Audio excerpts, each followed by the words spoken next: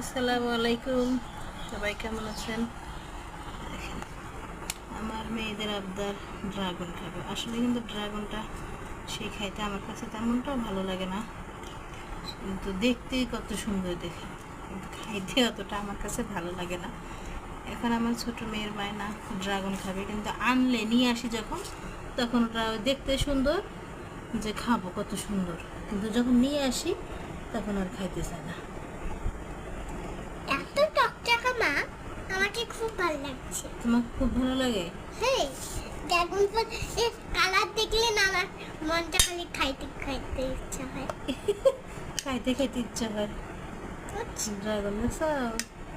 হ্যাঁ, কিন্তু খাও না, তারপর এখন কিন্তু এই ফলটা খাওয়া ভালো, ফলটা খেলে শরীরে রক্ত হয়।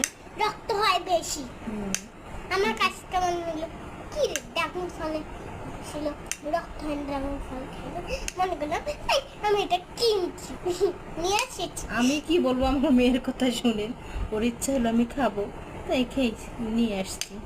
ও কিন্তু আবার সঙ্গে হাঁসের মতো একটু করলে ভালো না মা?